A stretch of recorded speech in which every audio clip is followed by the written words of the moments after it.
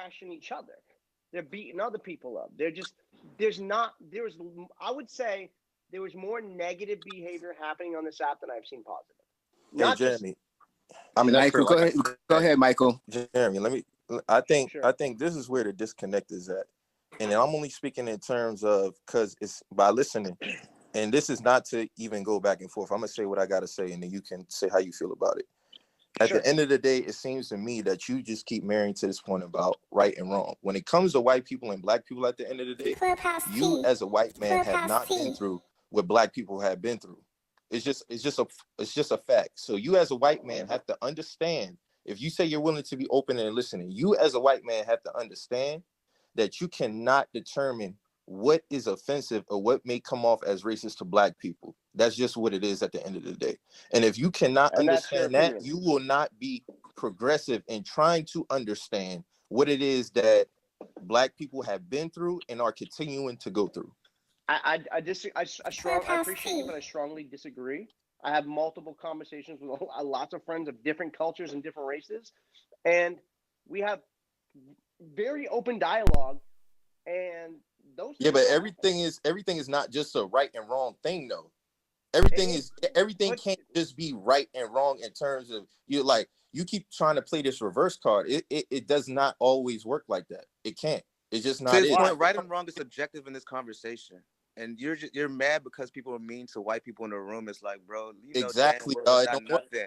There's nothing. That's sticks and stones. We're talking about real economic, I'm mad systematic shit. You talk about people being mean in a room. Like, come on, bro. Yeah, like you don't have to worry about. Hold on. You don't have to worry about systematic oppression, dog. Like this is real life we talking about. Like he said, like black people had to deal with this shit and have been dealing with this shit for over hundreds of years, dog. That's just what it is at the end of the day. In real life situations too, not some Clubhouse shit. Like I be pitching shit, and my shit is amazing.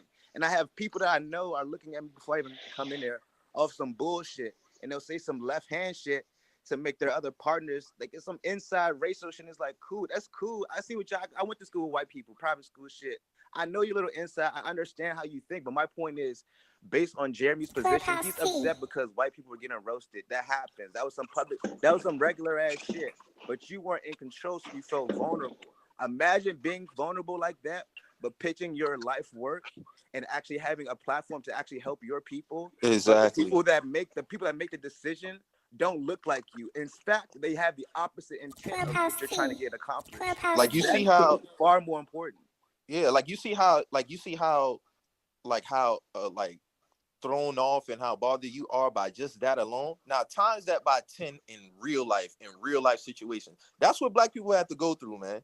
I'm not saying that. Imagine getting that. True. Imagine getting that when you're buying groceries. No, that's a hold on. No, that's a fact. That's a 100% fact. White people do not have to go through the things that black people have to go through on a daily. But you're easily offended by a title of a Clubhouse room, man. It's an ongoing issue. And like I think everybody should be offended. Okay, and that's being black in America is an ongoing issue. Hey, Jeremy, hold on. Jeremy, are you that offended by I'm the only white person on this stage right now, by the way. It's your room. It's your room, right? Are you easily offended by what is going on, what's happening to black people in the real world? Of course. I think it's awful. Of course. So how would you execute that? Can I say something or ask a question, Jeremy? Sure. Why, if you understand what's going on, why would you come into their room and say that they are going to respect you, and then come in here and say that you will have the room shut down? That's a part of white privilege. That's all I want to say. Please make sure you are telling the full story. You clear out said you will respect me to these people, no matter what color they are. Absolutely. I told them you're going to respect me, and I'm going to respect you. So you're only telling half part of the story. Jeremy, you kicked three. Get that. Jeremy, No.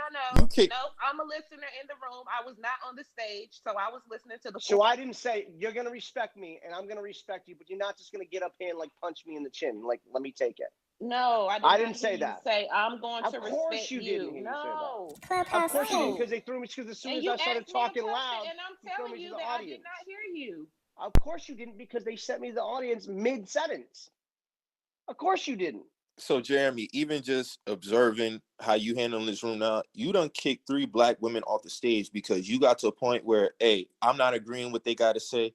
They're not listening. But that's my right. I don't have to agree with what they're saying.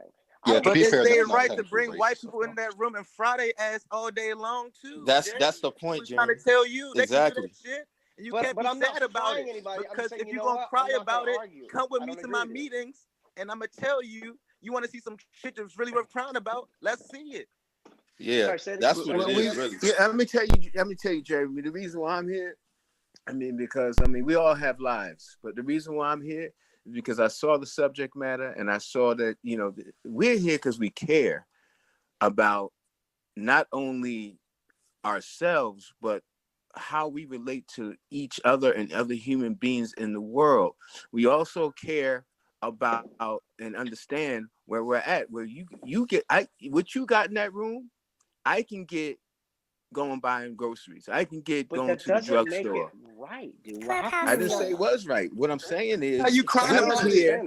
We're here. Listen, we're here to find the solution.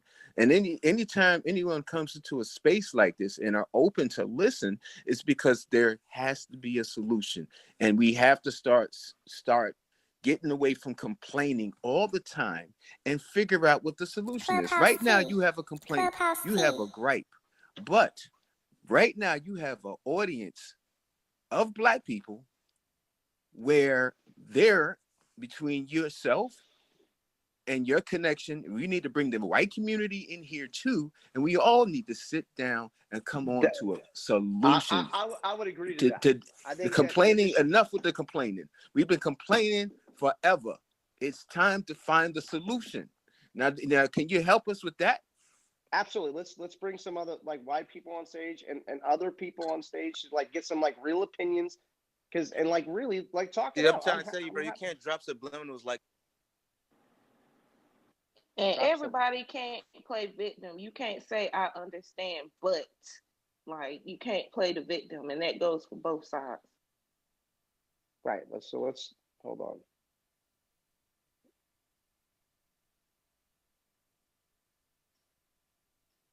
I'm just bringing up some random people because I do feel like the whole topic is just wrong.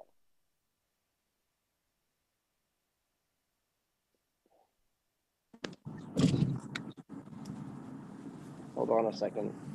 It's trying to there's a lot of hand raising. Clubhouse T. Do you see any hands that might have solution-based answers just by people that you might know in the audience? I'm just trying to find random people.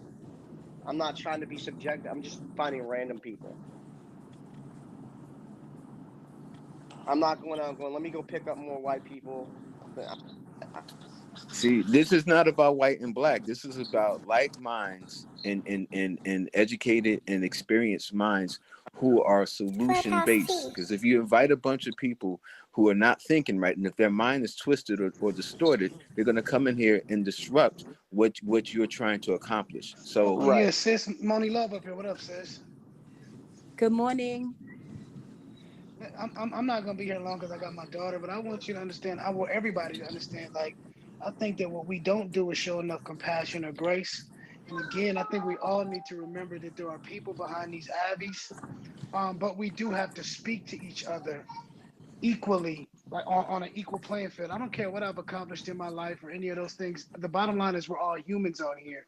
And I think the only issue, or my only issue, is sometimes the condescending tone, which I know you don't mean, Jeremy, that is spoken to these people, and they instantly look at it as it can either be if it was just a man talking to a woman like that. I've been in rooms that was a Black man. They're like, you don't talk to the queens like that. Now you just happen to be a man that's white. You got the double whammy. So you have to be extra careful. And you can say it's not fair, but truthfully, we have to understand that we're all paying for things that others have done that look like us. And it's not fair. Tell that to the guy with the hoodie on with the M&Ms and the iced tea in his hand.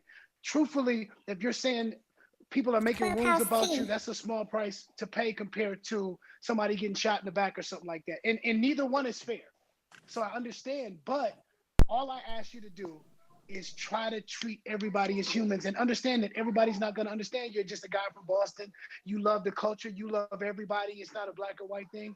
Just be more careful and cognizant of where you're at. I understand I can't do the same things I do in the hood I grew up in when I go to some non-urban neighborhood. You know what I'm saying? So that's the only thing I can ask you to do. You feel me? Right. Because I love right. everybody, and I want y'all. Right. I just really think about that before. I know because sometimes it'll come off defensive, and I know you're just passionate, but everybody's not gonna understand that, bro. No, you're right. You're right, RL. You're right. Amen. Thank you, RL. Ariel, I agree with you. This is not attack Jeremy.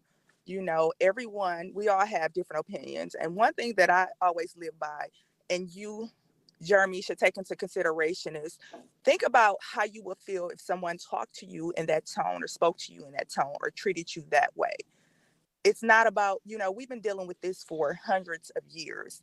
Yeah. You know, and we're trying to find a solution as a Black culture to, it's not, we don't want to just treat you the way that we've been treated for all these years. We've been going through this. We don't like it, but definitely think about how you feel if someone talked to you like that or treated you like that. And I think that will help you realize the way that you come off when you're speaking to people.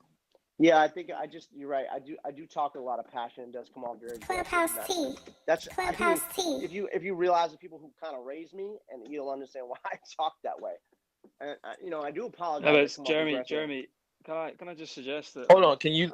He was apologizing, so I want to let him apologize so people can hear that and let him be authentic. Yeah. And you can follow up with that. So I do apologize if I talk. I just talk how I talk, and especially when I get emotional, I get a little louder because it's just like I was raised by people not to let anybody talk to you and disrespect you no matter what their color was. You know what I mean? Clubhouse tea. So I just get kind of loud just because that's just how I am. And it's never about wanting to overpower somebody or be mean or hateful. It's just like I'm very strong-minded. Jeremy, and a lot of us, believe it or not, we were raised like that. My mother was a single mother. She did everything by herself. She worked 3 jobs and she didn't take shit from nobody. So I know that coming from corporate America, going into an entrepreneur, I had to change that. I didn't like the way that the people around me spoke or treated people. So I had to change that. Right. When I spoke to people, or, different things, you have to make a change in order to do better. You can't just say, well, this is the way I was raised and this is how, that does not justify the way that you're acting. No, you're right. I just so we can reset the room. I saw a room today and it was called White People Are Not Safe Here. Right. And I just sat in the audience and then I watched them pluck a bunch of white people on stage and just like tear them apart. And it was like, some of it was kind of funny, like, because they were being like entertaining, but a lot of it felt very prejudiced, right? And I just was like, well, you wouldn't want anybody doing this to you. Why are you doing this to other people? And that is my train of thought. Black people have been very suppressed. I get everything that is going on, and I strongly disagree. Just so we're clear. But it so it sounds like, Jeremy, it sounds like on a human being level, the room it sounds like on a human being level, the tone of the room was just wrong. Yeah. That's all we're talking about. Right. So that's what all we're talking about is right and wrong. Right. So I think the issue here right now, Jeremy, is just the title of the room. Like, I think if you were to change the title of the room to make it a little more progressive thinking as to how we can make it a safe space for everybody, or give the I kind of named it that because I wanted Paul and it's a question. I get it. Yeah, there's a question mark there. It's a question. How is this going on? How are these things still happening on this app when there's so many beautiful, awesome things that can happen from this? Do you mind? Hold on a second. How are these things still being allowed on this app? But how are these things being allowed in the real world? I mean, this is just one little room on one app on one digital space, and you feel affronted. I mean, look, man. Let's call a spade a spade. I mean, pardon the reference, because I know we're all super sensitive right now. Corny is corny. Corny is corny. I mean, I really just feel like that. I mean, the name of that room is corny. The name of this room is corny for the simple reason that it's a spinoff of the name of the corny room. And it's like, just on a human being level, it's just what? Clubhouse tea. I would agree to that. Like, I would just try. Yeah, amen. The name of the room is alarming. I would agree to that. But Jeremy, like you're getting this really strong reaction and this anger to just an experience you're having on a digital app for a few minutes in a day. And like, it's not a few minutes. I spent a lot of time on this product, dude. Yeah, and okay, but what I think you just weigh that against the weight of the experiences of all the people who've shared things with us.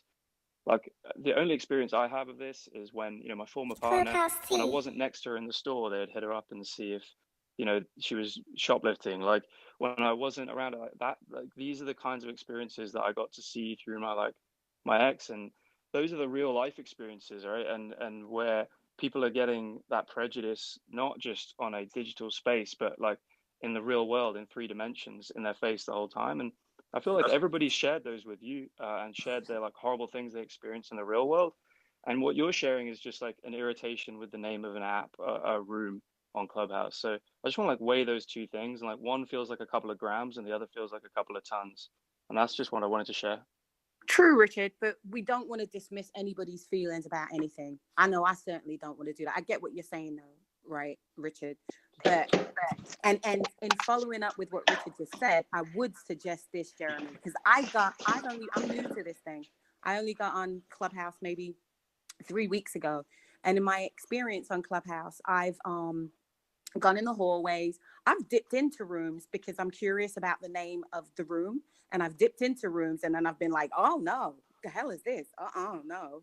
And then I'll leave immediately. And that's it. That is the beginning and the end of my negative experience that lasted about freaking 30 seconds. Do you know what I mean? So, I mean, in what Richard's saying, I kind of agree. Like, I don't know you, Jeremy, and I don't know. We're all different people and different things trigger us and we all have different emotions. And some of us linger a little longer on things that irritate us than others. Some people are more brush off the shoulder type people. But in this particular instance, man, Jeremy, I would really say, you know what? You go into a room like that, it's named corny, it's whack content. They're doing whack things in there. Bounce. Yeah, you're right. Find you a good energy room. Seriously. Yeah, Don't block even that linger. moderator. Block him. Don't even allow him in your energy. Like, You're right. when I found that 50 most notable fashion people, and I found that there were no black faces in that book. And I'm thinking about Patrick Kelly, I'm thinking about Andre Leon Talley, I'm thinking about Beverly Johnson, and I thought, I took a stance. And the stance that I'm taking is because I'm in the publishing world, is that I started calling all of my people in the fashion world and saying, let's do something positive and name all the black fashion people in the world and give them their flowers in a book. Because there's no way in the world, really great, like, I'm not going to sit here. Like you said, it's sad. I said, and you went and set up your own room like that, right? No, I'm doing a book. I'm doing a book. Better. Yeah, See? I'm doing a book. I decided as of yesterday to do a book and started putting my notes together, putting all my people together. And I know some great people in fashion, including my father, who's responsible for sending Deborah Shaw to Europe and starting her career. My cousin Jennifer Price is our cousin, and we worked directly with D. Simmons with the Grace DeMarco agency, who was the first Black female model to ever be on TV commercial. Love that. So, like, we have so much legacy and history that that should not and cannot be forgotten. So we have to continue to personify that and also celebrate it on a regular basis. And I'm like, I can't even do just 50 because 50 is not enough. I have to do it. It has to be a series, and I would love for any and everyone to come together and continue it with me. Not me by myself, but like everybody come together. I'm happy to. But this is the type of things that I want to be involved in. You're right. Like, I need to stay away from those rooms. Period. Like, I like this. That, like, hey, Lisa, from a publicist standpoint. Lisa? Just real quick, Jeremy. This chap Invade Again would like to join the stage, and I want to step down to the audience. But Invade Again would like to come up. So One second, brother. I wanted to Lisa. I wanted to say something, Jeremy. Sure. Okay, just backing up. What Moni said is accurate. As far as the one thing about this app is we all have choices, right? That's just life. We have choices. Lisa, real quick, how long have we known each other, by the way? What'd you say? I don't know. Since MySpace came out. Right. I mean, and that's, yeah. So, yeah. But anyway, the point is, don't give up the age. I know. Clubhouse T. Like, what are you in here doing, Jeremy and just Lisa? saying, exactly. No, but he was a kid. He was a kid when he signed to them. But anyway, my point is, I just wanted to say this because I actually have to bounce, and someone pinged me to this room. What I wanted to say is, we are all in a sensitive place in our world, in this world, right? And we're at a place where we all, as a community of humans, are looking for resolve amongst one another, right? So yes, you're very passionate when you speak about what it is you're trying to get across. However, Jeremy, your passion does come over somewhat combative because of not willing to listen. And see, there's a difference between hearing someone and listening. Okay. Yeah. I hear the car go by and music, I don't know what the hell is playing, versus listening and getting an understanding. And so I get your passion. I understand what you're saying. However, when you speak, you're speaking to a number of Black people who are looking at it as you're speaking down to them, and you need to be speaking with them, right? And so, and that is all I'm saying, because I think, you know, I've been in rooms, I've heard you on the stage, and I've left, you know, because I saw things going a different way. Going left. A lot of times a message, you may have a great message. You may have a good point, but a message is missed by tone and volume.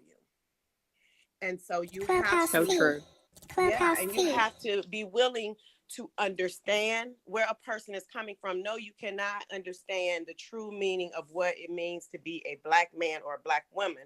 Never. But you do have to you have to want to understand, or you have to, you know what I mean? There's plenty of movies out there. You see it. Fuck the movies. We see what's going on in America, but we are all here. We need to be here to fix this problem amongst ourselves, regardless of what Congress or, government is willing to do. And that's all I'm saying. I just want you to be aware of your own faults. You know what I mean? I'm not here to bash. I just want you to be willing to fix you're right. I mean, wrong, you're right. I mean, right, you're wrong. Okay. Right. And be willing to listen to others. That's all. But you know me, like I was just like, it was never been about erasing. I just wanted me to come in a room, white people, Black people, whatever, and like really have open dialogue without a ton of anger, a ton of freaking out. And I just don't like to see those rooms pop up, because like I wouldn't want to see that in a reverse situation. I would be appalled by that. Yeah, brother, listen, I learned this. I'm 50 years old. I learned this through life. You cannot pull your hair out over things that you cannot control. That's right. And there's a ton of rooms in here that have nothing to do with even race necessarily, but are absolutely offensive to me, that I have seen in the hallways since I've been on for the last 3 weeks. And I tell you something, a couple of days ago, I walked into a room. I felt like I walked into the back door of a crime syndicate planning to rob a bank or something. I swear to God. And then I left immediately. Everybody in the room had ski masks on. The name of the room was like interesting. And I was like, what is this?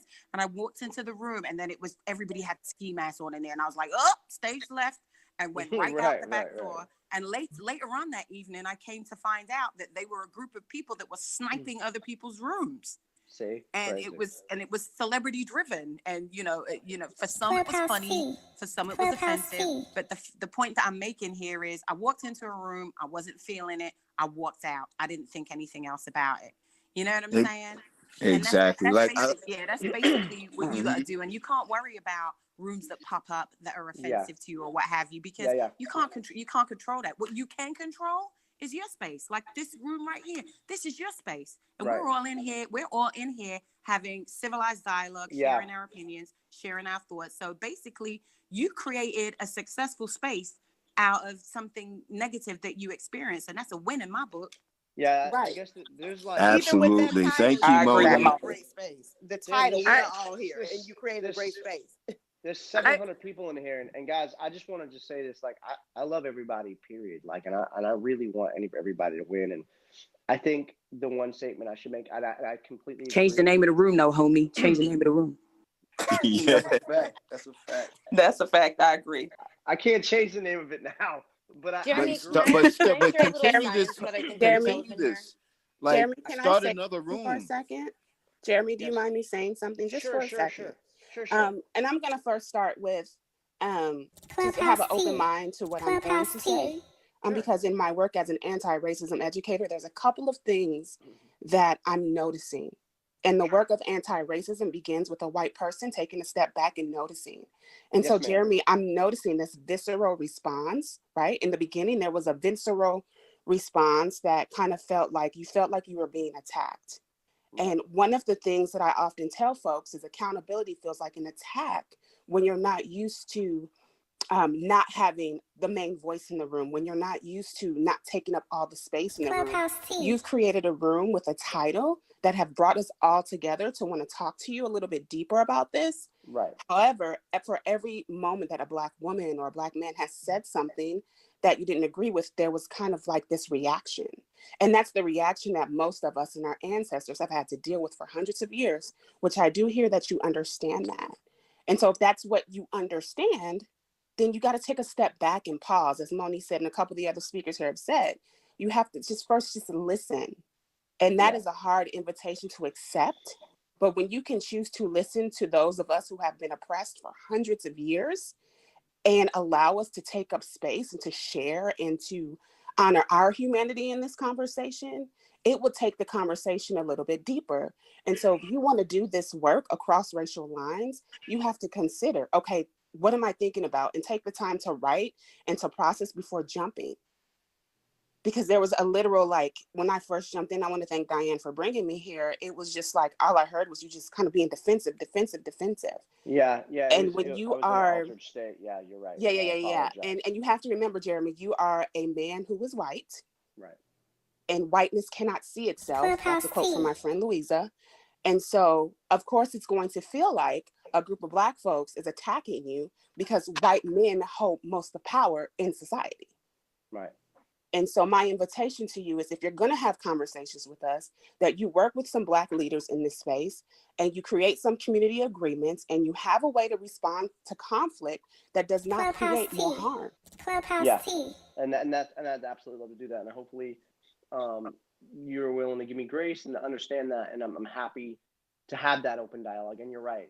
Like, it does come across like I just don't care. And it does come across in a very controlling fashion. And I think I was just very upset because I'm trying to point out this is wrong. And you're going, well, this is the reason why these people feel this way. It's just, I totally get what you're saying. Sometimes you just need to shut up and listen. Yeah. And not just that, Jeremy. The one thing you also said was like, well, you should know how I was grown up, how I was raised, where there's this idea called the cycle of socialization. We have all been socialized to be who we are in this world. And so you have to be willing to learn what the cycle of liberation is and identify the ways that you can unlearn who you were raised to become so that you can have a level of awareness when you are faced with Black and brown folks. So that's all I want to say. Jeremy, can I provide a little context as to why some of these conflicts are happening in the first place? Like why we're seeing them pop up the way we are? Sure. Real quick, I just wanted to thank you for coming up here and having that conversation with me. And like, if there's anything, we could do together to fix that terrible and ugly line that's happening, I'm happy to be a part of it. And, I really do appreciate you coming up here and talking to me the way you were talking to me and really helping me understand, because I'm known for being my own way sometimes. Yeah. Thanks, Jeremy. I'll reach out on your side or something. Thank you. Yes, I would like to be a part of anything that you're doing that's going to, again, be a solution and let this always be a solution-based subject. That way that we can move forward, because we need to move forward. So anything Marcus, look how far this goes. Marcus, look how far this goes. The young lady that was about to give some context, I was curious to hear what she had to say. Yeah, no, yes, thank you. I appreciate that. Yes, please go ahead. So Jeremy, I feel like I know you by now. We've been in rooms together. And so that's why I was so surprised when I saw this happening. And I reserve behavioral science and social science for more global risk related issues that I work on, like climate change, like COVID-19, and why we have such differing views and perspectives. And why is it that conservatives don't believe in COVID-19, don't believe in climate change versus, I'm being very general, but versus like liberals that do, right? So that's what I study, is why the perception and the risk are not always aligned. And then I realized like there are real social implications of this too. And I've largely avoided some of these social conversations, but it's relevant. And what we need to remember, the takeaways from the social science to understand why these conflicts are happening, is that we are wired, our brains are wired, right, to fit our tribes, whatever that is, how we're raised, the color of our skin, however we identify ourselves, we will always default to those positions. And that is a good explanation behind why, let's take a risk that's relatable to this topic, to this room, police brutality. Why is it that Black people perceive higher risk around police brutality than white people do, despite the fact that technically there are more unarmed white men being killed by police than there are Black men? So that is an interesting kind of smaller example of these tribal identities coloring, no pun intended, our perceptions of risk.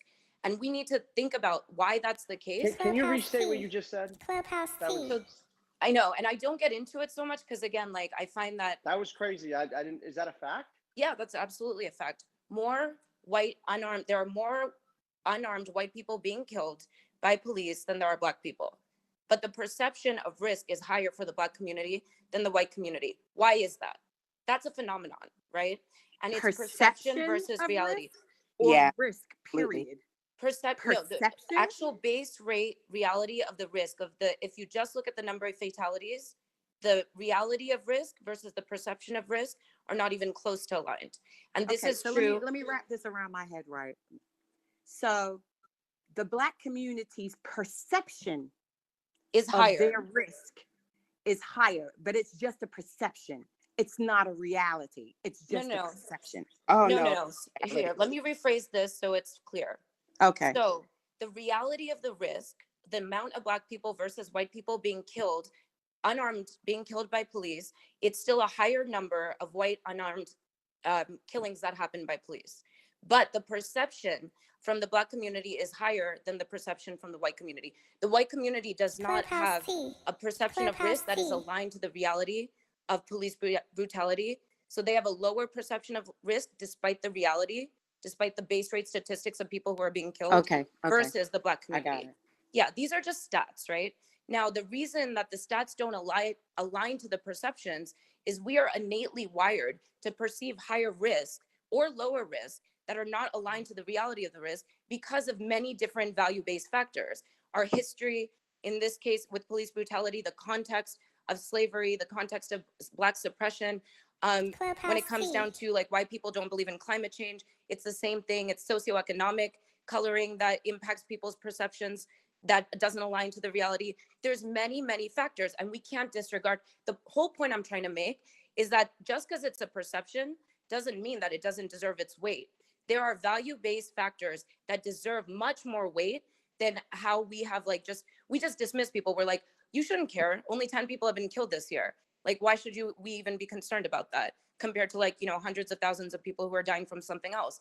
But what we don't take into account is the values, is the context, is the history, is the identity that people hold that then results in that perception that is a higher perceived risk. And people deserve to feel that, and we deserve to give room for people to feel that. So that's where this conflict is coming from, is that you have one side that is saying you are overreacting or you're perceiving risk that doesn't exist. If you kind of just look at it from my point of view, because more white people are dying and I'm not reacting. So why are you overreacting? This is one example is what I'm giving. So this is where the conflict is coming from, is not respecting the perception that is entrenched in history. Clubhouse Thank you, T. Sweeta. Could I just interject really quick and just say, because I think thank you for that point. And the statistics point to it's disproportionate. So I think it's a little bit deceiving too to say that white people Clubhouse are T. they're majority, but it's disproportionate. So when you're looking at the numbers, and I don't want to digress into talk, I don't want to shift the room, but I think it's also kind of it can be a little bit dangerous for some folks listening to kind of run with that and just kind of create this because the perceptions are there, and it is still a dangerous situation. Got it. So I think it's just to be careful with like throwing out, these things that, because it is a major issue. But I also I'm saying we have to the point respect the perceptions despite the absolute Finish your numbers of white people being. statement. Leah, please finish your statement. Yeah, Leah. Yeah, Definitely finish what you're saying. Yeah, so I just like quickly, I was like, oh my God, for real? I just Googled it. And like the first thing, that comes up is victims are majority white, but disproportionately Black. And I think that's a very specific, like important distinction to make in this room, in this moment. So people aren't walking away thinking, oh, police brutality isn't an issue anymore. Clubhouse T. So Clubhouse what should T. be the takeaway, Lee? Can you offer a specific takeaway that we should actually come off from that particular fact and that particular piece that you're sharing? It's, to be completely honest, it was just more like I think it's more directly to Jeremy. Like, Jeremy, like, please consider, like, when you hear that, don't take it away. Don't allow that to be a takeaway as like what, when you hear people discuss police brutality and everything like that, don't like in other spaces be like, yeah, but actually there's more white people who die, because there's nuance behind it. And it was just more meant for like, hey, Jeremy, just kind of like think a little bit deeper to that. So I mean, I'm putting it out there because there's a lot of people. I think everybody's thinking about this. You guys can correct me if I'm wrong. Jeremy, you too. You can correct me if I'm wrong. But it sounds like, from what I was listening to, probably, maybe the reason why, again, without trying to shift the room vibe too much, the reason why that number in whatever statistics those are says that there's more unarmed white men killed by police than there are right. Maybe that statistic, wherever that's says that because at the end of the day, white people are in the majority. Yes, no. So yeah, it's the government's you know what I'm website. saying? So that what might that might, yeah, they're in the majority. Well, so it might be considered the majority, but Black people are the minority anyway. But within that minority is a large ass portion of them that are suffering from this. We're only 16% of the population, so that's just important. I'd like to stick to facts, if you don't mind. Like, if you actually are speaking facts, like I want to hear those, because there's a lot of people in this room right now, and I think that I would really love to hear the facts on some of these causes, because I'm interested. Not that I think not because I'm being biased about it. Let me reset the room. The reason why I started this room, just so we're clear, is I went into a room called "It's Not Safe for White People." Right. And I've been noticing a lot of crazy shit that's been happening on Clubhouse, and they were plucking people out of the audience. They were like specifically plucking white people out of the audience and just like going ham on them. Right. And when I got on the stage, I was like, yo, you're not going to talk to me like that. You're going to respect me the same way I'm going to respect you. And now I talk loud, and they took it as a racist thing. Right. So I started this room going, hey, white people are not safe in these rooms, ? In a way, is that okay? And it's not trying to do like a racial divide. It's really about like, I'm curious why these things are happening and what we can do as a community to fix that, right?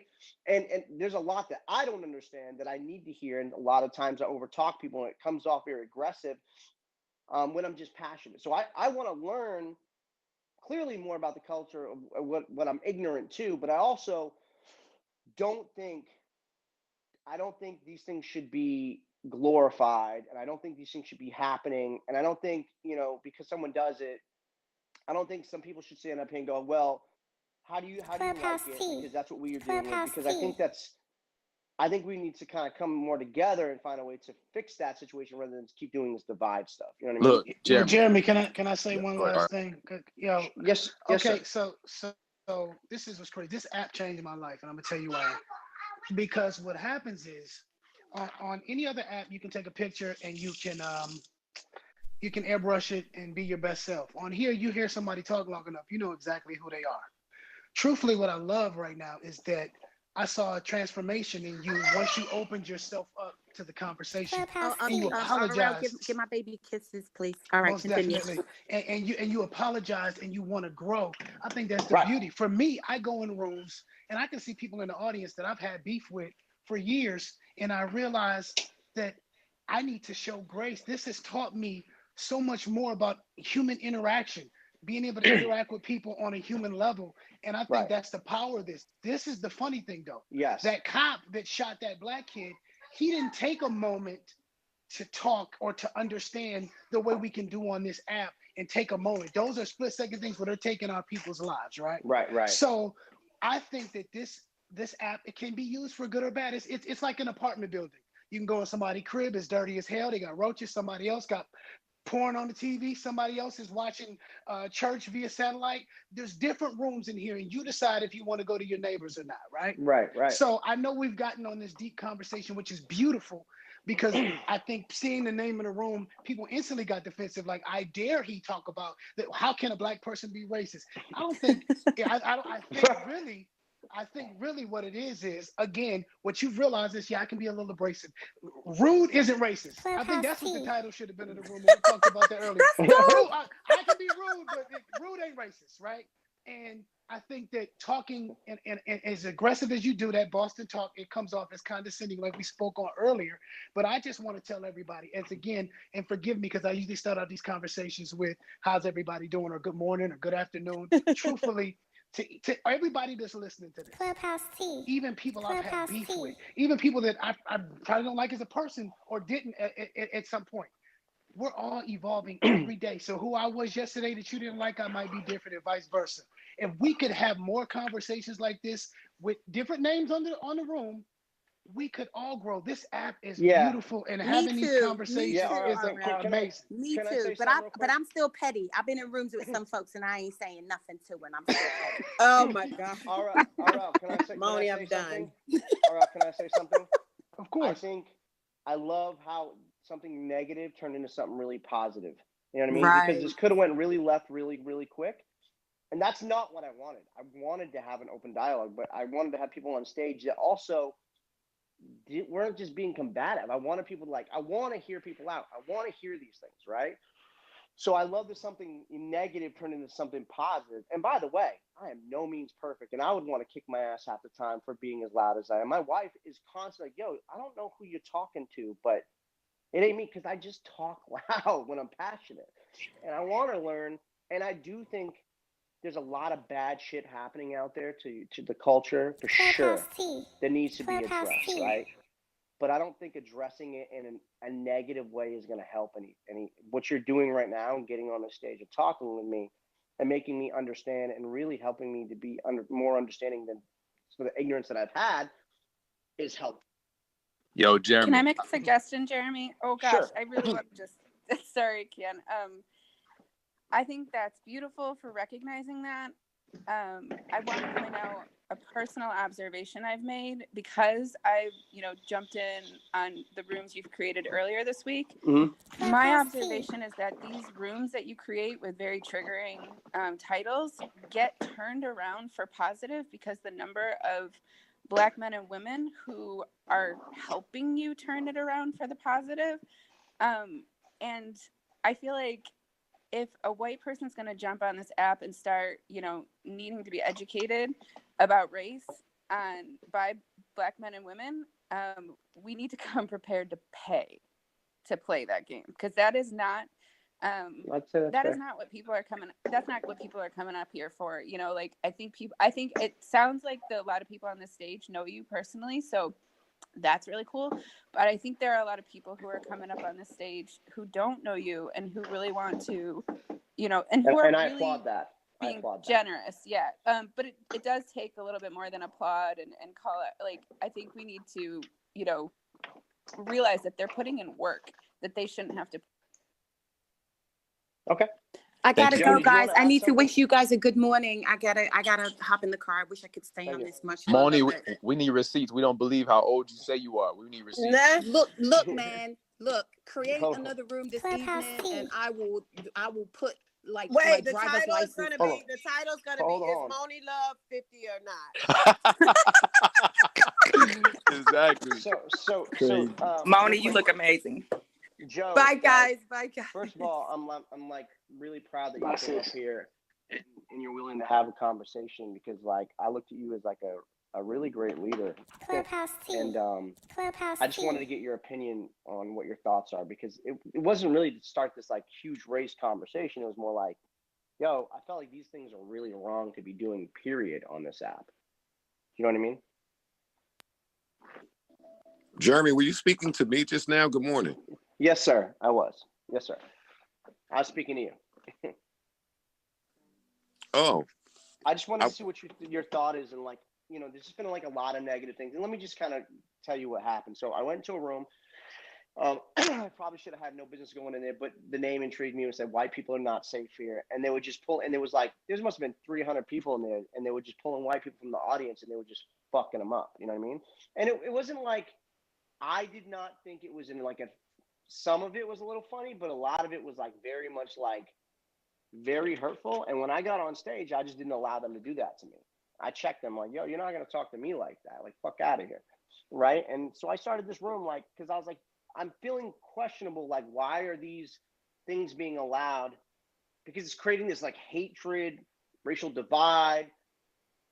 And it's been really tough for me to kind of swallow and stomach, because I just feel like, yo, you wouldn't want me doing that about you. Why are you doing that to me?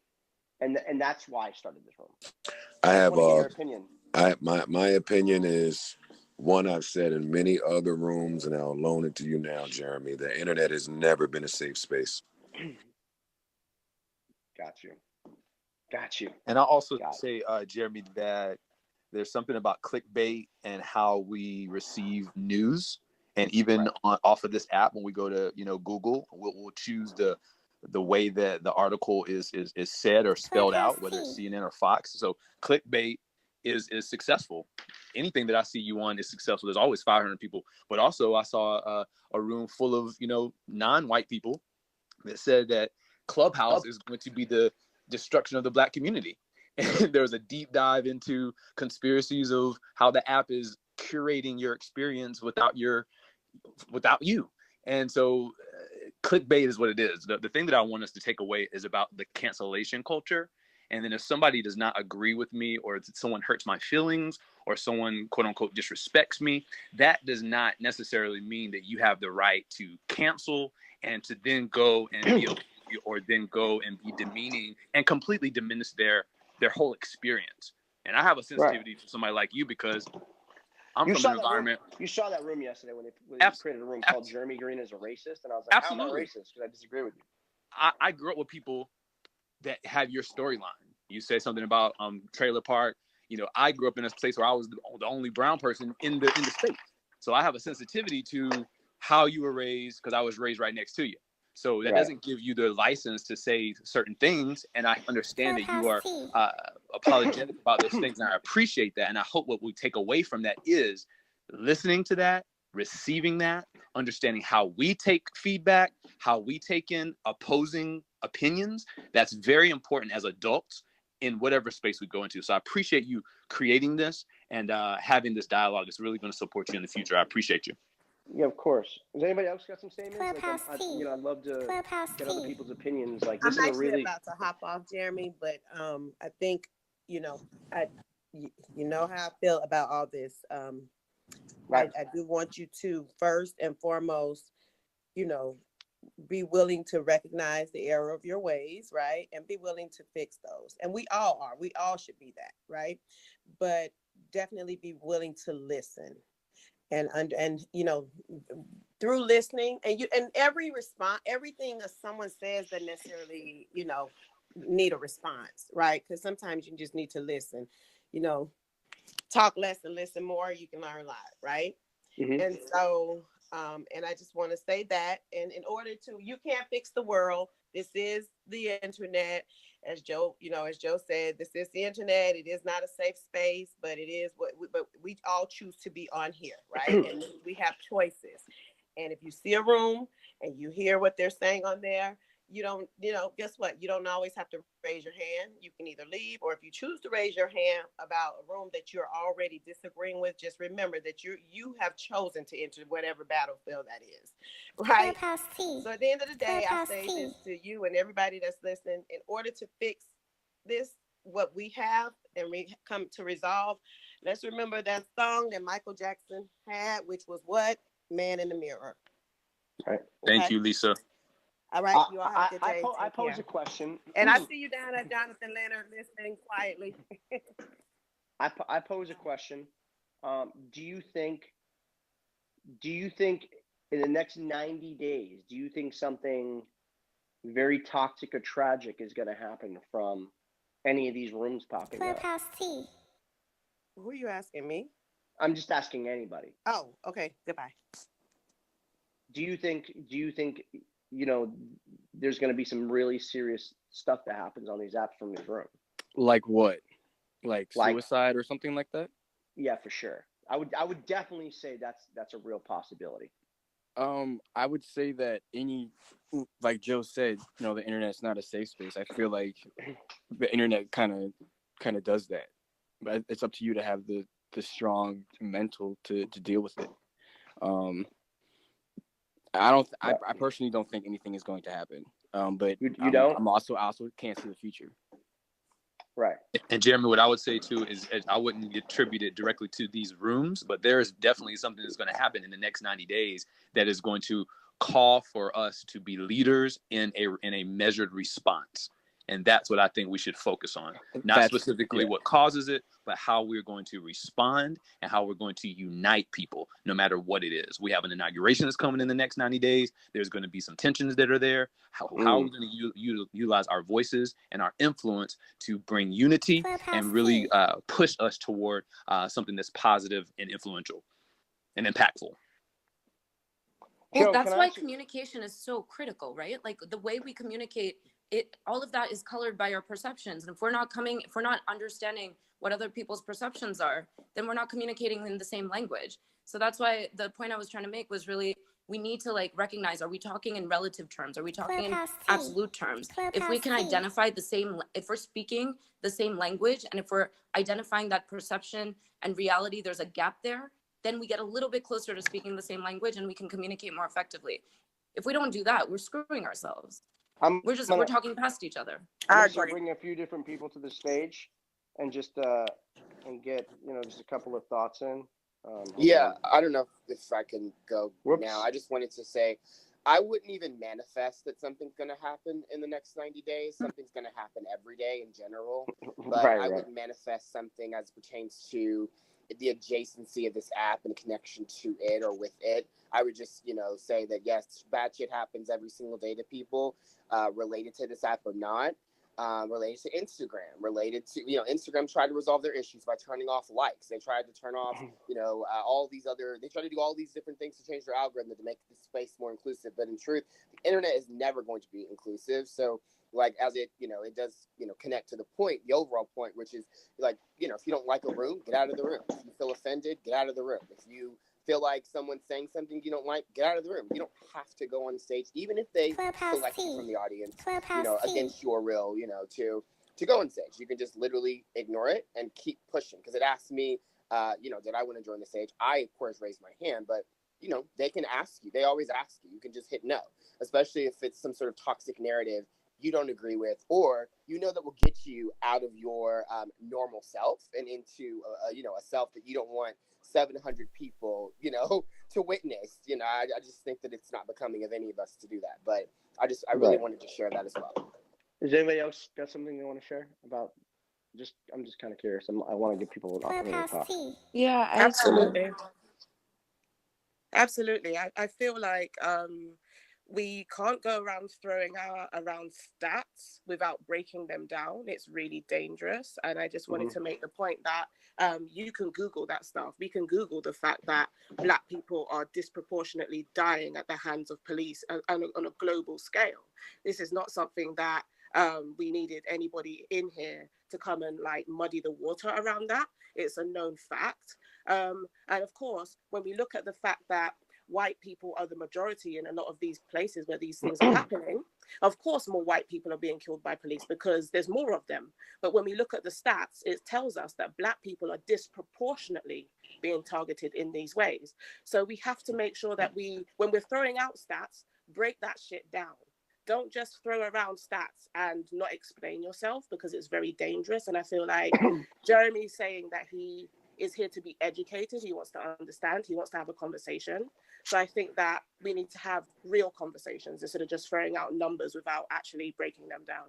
I would like to give her a chance to respond to that, because I feel like she's... Yeah, thank you. I appreciate that.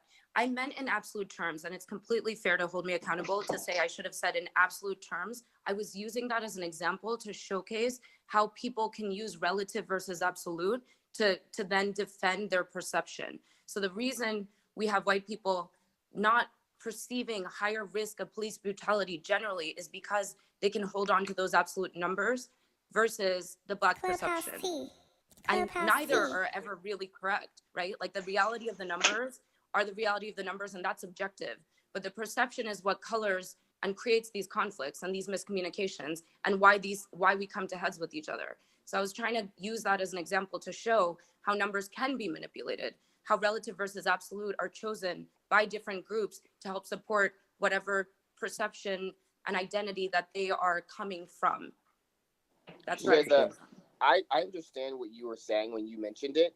I just think that as it relates to this conversation, I would have used a different analogy that wasn't such a hot topic, because that one without context is dangerous. And if a white person hears that specific soundbite, they could run with that narrative, not understanding the context. And I don't think that's important Very enough enabling. to use in this conversation of education towards whiteness or for whiteness to try to, your point is valid and what you said is facts. I just think that the context is what he may not understand, and a lot of people in this room are going to be triggered by, because when you look at it, because I looked at it immediately after you said it, and I knew that as fact, but I just wanted to go through and see, it's mental health that white people, that pertains to why some white people are killed more, but obviously they are the majority in this world. So it's so much context there that is I think required to then say that is not even something you can't say in the few seconds you're speaking, that I just wouldn't have even brought that up. I just wanted to say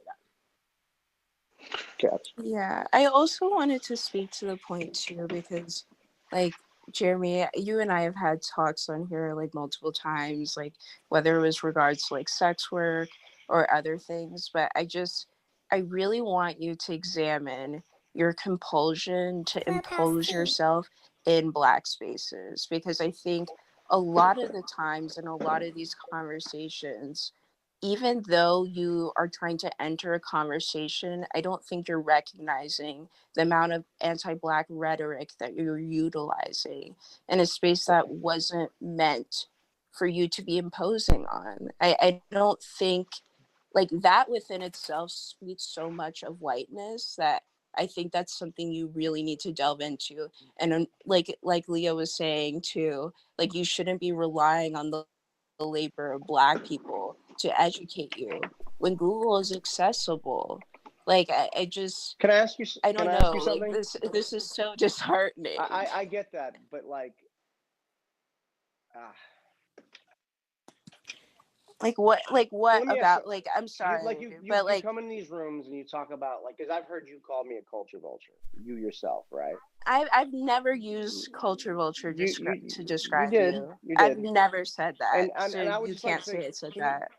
That's not my word. So I would never use what that. have you done for the community, the culture period? Okay, so can I? Hold on. I'm never gonna listen to a white man ask what have I done for the culture, like my Black community. Period. I'm asking though, like because me and you have like what like I would never ask, like why would a white man ask me what I'm doing for my own community as I'm a part of that community? That's fucking. Can I hop in and just ask? Can I just say, wait. Clubhouse T. Whoa. Clubhouse T. Because we had a specific conversation where you were saying that, and I'll go back to your tweet that I benefit off the Black community, right? Like I'll go back tweet. To who tweeted that? Hold on, sir. Let me just finish, right? You're part of that whole syndicate of creating a room saying Jeremy Green is a racist, right? Right? No, that was not me. I don't have the time and energy to do that shit. Definitely was in that. That's. Okay, well, I'm very aware who you are. I mean, if you're gonna falsely accuse me of doing something Just that I'm telling you I did not do, Stay focused. it's not worth it.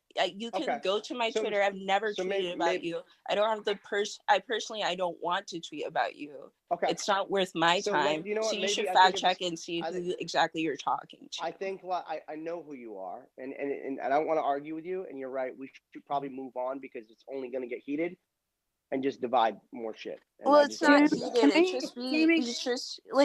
It's just you're falsely accusing me, and the fact that I somehow am trying to defend myself. Maybe you should go back and check the Twitter and check to see if I tweet about you because again, you have the wrong person. That's fine. So what I'm seeing happen in real time right now is she's bringing up a really good point about something kind of more of a global awareness that she could offer to you for you to have like a more global awareness about something.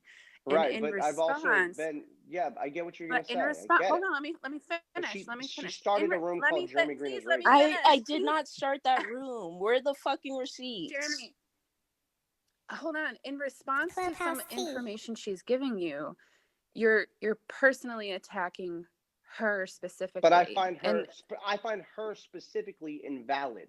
So why am I invalid in my own community? Excuse me, and also like, where are the fucking receipts? Hey, Jeremy, I'm not comfortable with the fact that you personalized that, and you might be incorrect. So he's completely incorrect. I'm not incorrect at all. I'm sorry. Hi, Jeremy. My name is Leo Rising, and I'm really here to be supportive to the conversation as a whole. And I was actually coming on to be very supportive and supply resources to you. And in your sensitivity, whether you were right or correct about Sydney's icon, photo, or tweets, you took the opportunity to speak to another Black woman on this particular forum, crazy, which you did not do to any Black man on this forum. Mm-hmm. So first of all, it has nothing to do with color. Has nothing to do with color, and I don't have to like. Yeah, it has everything to do with color. Has nothing to do with color. But you just asked about culture, like Jeremy, you're telling me I don't like her, and I don't have to keep her up here. I know what she did to me. You were not there. I was not. Period. So for you to jump in, I do not have to. It's my room. I do not have to. It's your room, but it's also an opportunity for you. It's also an opportunity for you. You said you wanted to bring up new people to listen. I'm not going to bring someone up who's been hateful. Okay, but Jeremy, by accident, whether you did it on purpose or you did it, it was completely bring accident. Somebody up. That it was completely accident, and then I gave her an opportunity to like. I thought she was going to say something positive, and she came immediately. This girl created a room called Jeremy Green is a racist. Hey, with Jeremy, her and 30 other people, hold on, let me finish, and put on black ski masks saying, we're coming to find you and your family. Like, no, I'm not, that's not going to fucking fly here. I'm sorry. And I do not care who does not like it. Where are you getting that from? Where am I getting that from? It's because I watched it happen. She was part of that whole clique. It was her, Miss Dre, about 30 other people, because I didn't agree with the advice somebody was giving named Wall Street Trapper, who was giving financial advice and was giving, I thought, to be poor advice, and they turned it into a race thing. Yeah, but Jeremy, can we go to the main point that I'm getting in my DMs right now about you is in what she was mentioning, and I want Lee to continue what she was offering, but how. But I don't want anything from her. Got it. I do not want. There is a point. She is making a point that I think you should address and you should take in. I would rather be addressed by people who have not been negative towards me. So how about me? And that is, right. If you're going into black spaces, there are black people, and you are, and the experience of you is that you are creating a storm. You are creating conversation and pushing an envelope that is deemed as insensitive, and then you potentially exit after you have blown up the smoke, and then you walk away. If you can address that. Can you tell me what we're talking about? Can you give me a very specific, please? I honestly cannot, Jeremy, but I have this 5 conversation DMs. right here. I'm having 5 DMs to say Jeremy has to address the fact that he goes into black spaces, disrespects, and then goes away, and he feels at liberty to do so. But can someone give me a specific? Jeremy, The question would be, what prompted you, Jeremy, to enter that original room in the first place? For example, right now in my hallway, there are several rooms that are like, if you want to get roasted, enter at your own risk. This room is about drag. I feel you. You said, if I'm not mistaken, that the title of the room was something along the lines White of people are not safe on Clubhouse, right? Yes. Yes. And so you entered into that room that you could see from the hallway was a space that was created by Black people to discuss a. Well, you can't really tell who created the room from the hallway. So I went in because I was very interested in what was happening in the topic space. Yes. But once you entered into the space and you saw who was on the stage and who was primarily in the audience, you said that you saw the vibe. You said that you saw the vibe of the room was that what was going on was they were dragging white people out of the audience, and they were putting the white people on blast, and the conversations that were being had seemed attacky and personal. And so my question, and I feel like a lot of other people's question is, and the motivation that you had, I would counsel you and ask you to look inside and discover and think about what motivated you to hop on that stage in the first place. If you saw, I didn't hop on the stage. When they dragged you into the stage, why did you? There's a notification. I'm new to the app, so you can tell me that I'm being buggy or whatever. I know what you're saying. So I felt like I was sitting back and just watching, right? And I was thinking to myself, this is pretty fucking sick, right? And then they picked me out of the audience. I came up there. And I basically checked them and was like, yo, you're not going to talk to me like that. And then I went to leave. I left again. And they pulled me back in the room because they said they want to give me an opportunity to speak again. And I left again. And then they pulled me back in a room. And that's when I was like, yo, I'm out. So did you derive, was there anything that happened inside of you during that conversation? Was there something in you, Jeremy, when you were still in the hallway that was just like, I wish somebody would try it with me? I wish somebody would try it with me. And when they tried it with you the first time and they brought you back and they said, hey, we want to get we want to hear more from you. When you came back into that space. They were just looking to fight. It was just like looking to be a giant fight. And I just were you looking to win the fight that they were looking to have with you? No. I actually did because I was like, I'm not going to subject myself to some nonsense. And I don't understand how these things keep happening on this app. And that's why I started asking a question, is this okay? Right? It's not okay. It's not okay. And it's not necessarily okay when it happens in spaces that are not racially motivated. But my question to you is to really do some deep diving, because when I see rooms that I can tell are going to be spicy in a way that it's not going to go well for me, that's a space that I don't enter. But this was prejudice, though. I feel where you're coming from with that. But as a white man, you don't need to put yourself in a conversation where you feel prejudiced against for the purpose of then having a separate conversation that centers white safety. Okay, let me ask you. Do you see the optics of that? I got you, but let me pose you this question. And this is, what if it was in reverse? What if it is in reverse? It's already in reverse. Those rooms exist. Those rooms exist, Jeremy, and I know not to enter them. I have not seen a room saying black people are not safe on Clubhouse. Because Jeremy, it's a lot more tells us we're not safe in the world. It's not Clubhouse, Jeremy. It's the world. It's a lot more overt than that. Hold on. How would people react if I had created that room? They would react horribly, and those rooms exist on Twitter. Those rooms exist on Facebook. Those rooms exist on Instagram. Those rooms exist on Clubhouse. We navigate through the world knowing that there are rooms where people are just like, you ain't safe. It ain't safe to exist in my skin on anybody's platform, in anybody's crib, on anybody's block, and I know it. And what I'm trying to tell you is, as somebody who knows how to navigate, when I know that there are spaces that are not do you think it's morally right? I do not, but I also think that you have a responsibility too. That's what I'm talking about. Morally right and morally wrong. Jeremy, have you heard of comparative listening? Sure. So comparative listening is it's kind of the state you're at right now. And it's allowing you to be vulnerable, but mostly fragile. And fragile in the sense of the way that you are taking the Black experience, needing to compare it, but trying to validate what you consider to be a wound that you have. And it is a right wound, as was said earlier by your friends that came on stage.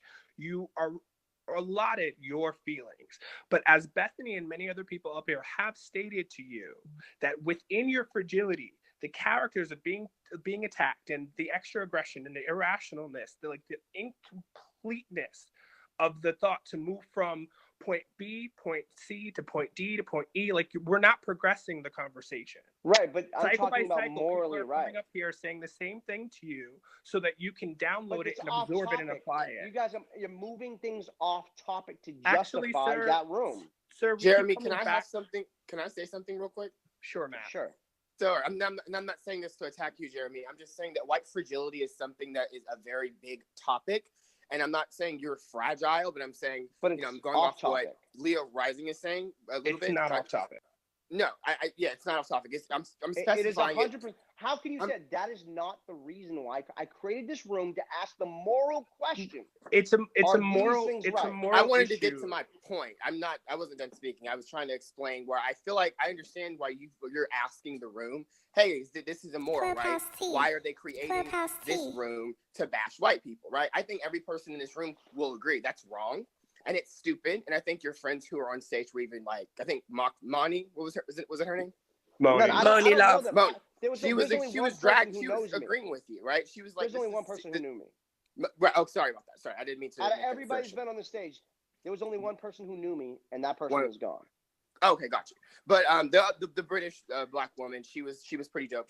I agreed with her a lot. She was saying that, obviously that's fucking wrong, and she called them corny, right? And she was, she did say this room's kind of corny too. It's the spinoff of that corniness, right?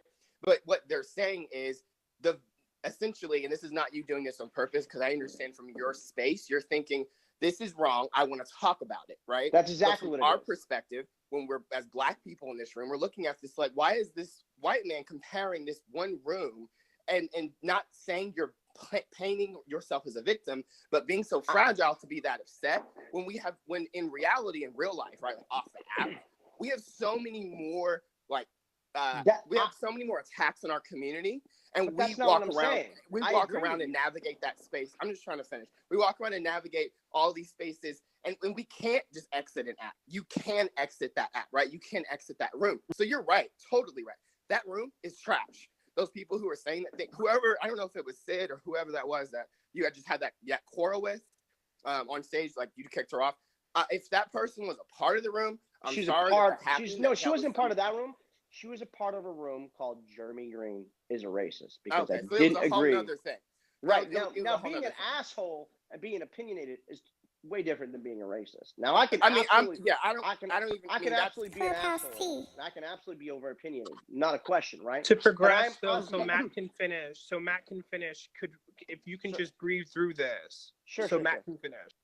Yeah, I just wanted to say that when it comes to what you're experiencing on this app, I do agree with you. That is a form of cyberbullying. It's absolutely ignorant. But for Black people, when we look at the situation, not disagreeing with your feelings, but we look at it like, why is this white guy comparing, right, an app that he can exit when we can't exit real life unless we kill ourselves, right? We can't exit our inherent victimhood by way of us just walking in the streets. Like I could be killed going to the supermarket in LA where I live, just like anyone else could, right? And so for me and for other Black people, we're like, why is he making this whole, I get the conversation is going in a positive direction and I'm happy that that's where it's gone. But our thought is why the optics, right? Like, why do we because I'll tell you why. Does that make sense? Like, do you understand? I just wanted you to gather that's the sentiment that I'm hearing Matt, a few people try to say to you. Matt, I totally hear what you're saying. I respect what you're saying. That's not when you're not hearing me. I am talking about morally right. It doesn't matter everything you're saying right now. I'm talking about here on this space. Morally, is it okay to do those things in this space, right? Because if it's not okay for me to do it, I would never, by the way, let me clarify. I would never do such a thing. It is not okay for people to get on this stage and justify those behaviors. I think the missing link here is that no one is disagreeing with you, actually, Nope. Jeremy. We all That is agree with you. actually absolutely true. I think what people are trying to get you to understand is that unbeknownst to you, you didn't understand this, right? The creation of this room with this title is unknowingly to you an example of white fragility, because can you break down white fragility for me? Because yes, absolutely. Please. White fragility is I believe it was Matt, but it might also have been Leo, so please excuse me. Was it? It was Matt. Yeah. I know. Okay. Matt said to you that the conflagration, the comparison between what goes on in that one specific particular room as compared to the experience of Black people, they are not comparable.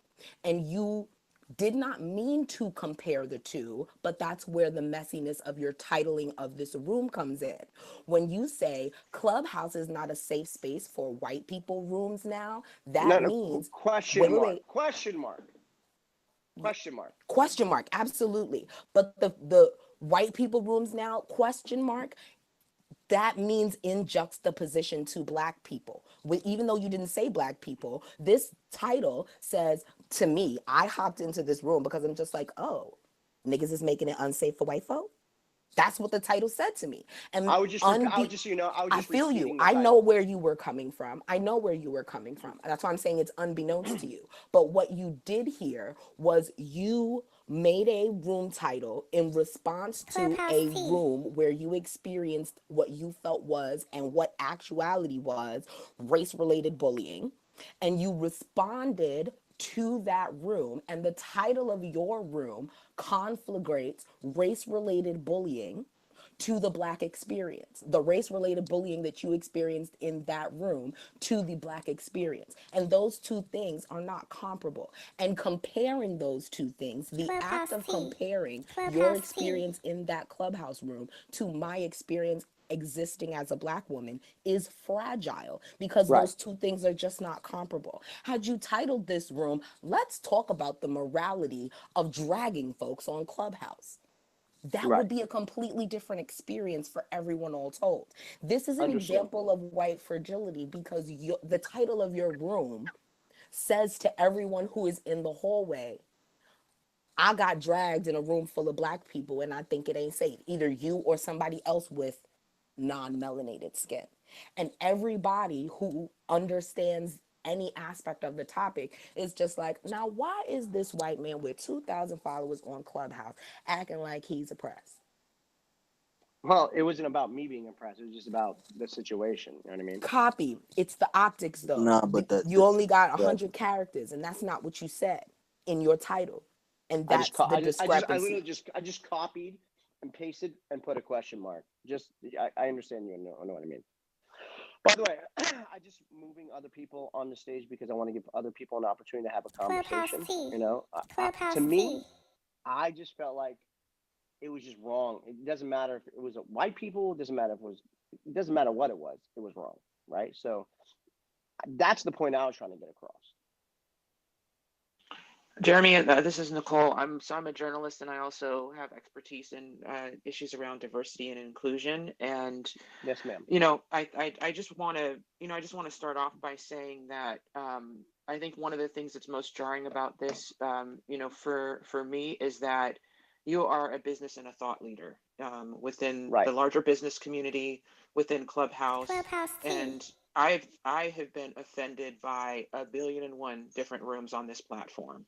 But I also understand my role as a journalist and as a thought leader in diversity and inclusion. And I pick and choose what I go into, and I pick and choose how I'm a Black queer woman. So there are some straight spaces on this platform that I can tell from the title, I'm going to go in there and I'm going to end up in a fight with somebody.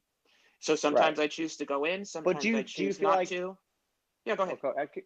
Do you feel like, I get what you're saying is like, yo, sometimes you should stay up, but I also feel like sometimes you should deal with the thing head on as well.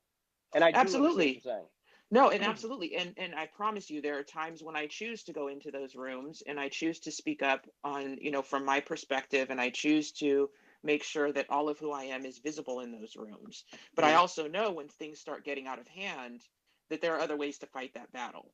And I think given your stature, given, and I kind of co-sign what Bethany said, you had a choice in what you named this room. People know who you are. They know there were enough people in that other room that they know what was going down. So you had an opportunity to switch up and change the dialogue and completely I should have transform it. Yeah, and listen, I I will work with you on this because I think that there's an opportunity here, because what I have seen, I mean, I know that the other young woman that came up, there was a little bit of friction there. Yeah, but we don't get along. and one of the things, and that's okay. And I think that means that these conversations for you have to be curated in such a way where you're able to talk about your perspective. And I love it that there's been a sense of openness, and that you're inviting people like myself up to the stage to engage in this dialogue with you. And I'm very appreciative of that. But I do think that it needs to happen in a space where, earlier you asked for grace, and it's like you asked for grace and we're asking you to stretch. And like what a blessing that is, because that's where the real work is going to happen. I agree. I would encourage you, like, let's reset and set up a time and have another conversation where we're moving it forward and we're talking as a larger Clubhouse community about these rooms and what we're doing. Because here's the thing, when I saw that title of Clubhouse is not a safe space for white people, the first thing I thought about was my experience as a Black queer woman going into rooms sometimes with all white people, and they all get really quiet when I come in. I'm sorry. First of all, let me just apologize that you've had to deal with that period, because that's awful, right? And those aren't rooms that are titled Clubhouse only for white people or Black people stay out, but that's just been my experience, or the nature of the conversation changes. So I think that when you look at, and again, I'm not justifying the name, I'm not justifying the Clubhouse is not a safe space for white people. I'm not justifying that at all. But I think oftentimes when you have a community that is oppressed, oppressed communities create their own spaces, and that looks like in a number of ways depending on where they're coming from. I would never create a room that says Clubhouse is not a safe space for white people. I would create a room that's let's talk about race, and let's talk about engagement and social connections here on Clubhouse, that would include conversations about what happens when Black people go into white rooms and white people go into Black rooms, and what changes with the dynamic, right? So my message to you is, thank you for starting this room. Thank you for being open and willing to engage. I'd love to talk to you more about this offline so that we can really connect. Love to. Let's connect for sure. I just followed you, so follow me back. I have to hop in a meeting in a few minutes, but I think that let's use this as a jumping off point, as a springboard, if we can. That.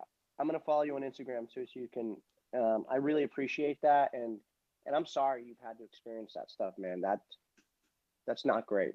You would think in 20, and I just felt like you would think in 2020, I was just like tired of like the fighting, dude. I'm tired of turning on my TV every day and seeing this shit is just hitting the fan, right? And I'm like, yo, absolutely. I've been like, and just so everybody's clear, like, I want to just state this, like, I was not a kid who just came from like this white privilege. You know what I mean? I came from nothing, dude. My mom was a heroin addict. My sister was a prostitute. The state took me away at a really young age. And it was a Black man who gave me my first opportunity as an artist. So, like, I owe a big debt to the culture. But I'm also not going to let a bunch of crabs get up there and try and get some clout off me and just say a bunch of crazy shit. You know what I mean? Just because they're angry. And I get there's a reason to be angry. But there's also a reason to, like, want to fix these terrible situations of odds that you guys have been feeling for so long.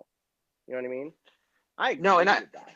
And I completely feel you. And I'm going to say one last thing before I have to hop off. Like, Jeremy, we're going to connect because we have more in common than you know.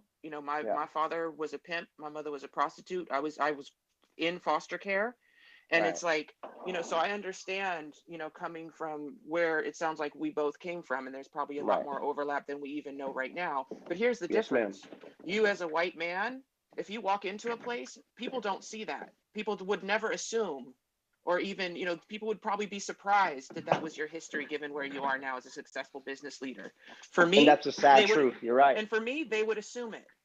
And we know based on the statistics, we know that it's much easier for white people in this country to overcome poverty. It's much more difficult for Black people to do that. Yeah. So it's like if we both are starting off with $2, you're going to make 2 million. I might make 2,000. That's just reality. So, and don't tie me to those numbers, but I obviously those were exaggerations there. But I try and do what I can for the community. I mean, like I have a foundation. I didn't talk about this but I just raised $2 million for the Boys and Girls Club as of like 3 months ago, and we fed, I think it was 3 million, and this was me who did this. Like, I brought the entire culture together, from like Waka Flocka to Rob Gronkowski, and had them play video games in the name of charity. And we did a lot of social good there. And I want to do those things. I want to be a part of those things on this app. I want to bring those things together, right? But I can't do that when I'm constantly Clubhouse T. And that's the whole thing, Jeremy. Is like, there's another way to go about it, is what I'm saying to you, brother. And we'll talk, we'll build, we'll figure it out. Because here's the thing. It sounds like you're putting your money where your mouth is, but I think that there's some other work that we need to do here to get you. That's what I was going to say to Sid, is because she did say these things. And I was going to be like, Sid, you know what? You talk about how I take from the culture. You can't tell me one thing you've done for the culture. You know what I mean? And that's what we was getting into. And I didn't want to get into that with her because, like, we don't get along for obvious reasons. And I'm happy to get on the stage and have people challenge me, right? But I'm not going to let someone get on stage and just knowing what she's done and how she's been as a person, and her and Miss Dre and all these people that are attached to that. I'm not going to be attached to ugliness. Jeremy, can I ask a question when you're done making your point? Sure. Wait, Keza, before you jump in, Jeremy, I have to jump off, but I see that we are connected, so we'll talk offline. All right. Thank you. Appreciate it. Okay. Jeremy, do you mind if I ask you a question? Sure. Do you see that by you asking a Black woman what she has done for the Black culture, how that could be massively offensive to Black people? I do. Understanding what you had gone through with her previously, not knowing any of the context, but just hearing you as a white man ask a Black woman. Of course. And that's why I wanted to address her. Of course. Because she was like, what do? You take from the culture and blah, blah. And I was like, well, what do you do? So I totally agree how that can be offensive for the audience. It was like, why would he just say that? But that's why I wanted to put, absolutely, some like that. But I totally agree. I'm going to sit in a room and ask a Black person who says to me, well, wait, what do you do? Because it's none of my business. I'm talking about her specific reason for these people getting there saying, I do nothing, that I'm this white kid who just takes and takes and takes and takes, when it's just untrue. And I totally hear that. Well, Jeremy, I commend you what you're doing. You said, like, for the culture and everything, right? And this is a Clubhouse space, and we're aware of that. But as far as like giving the money, which is a great financial means for the community, I understand that. But, and listen, I'm no one's judge, I'm no one's God, but I'm asking you, what are you doing to your fellow white counterparts to make sure not just the financial things are done?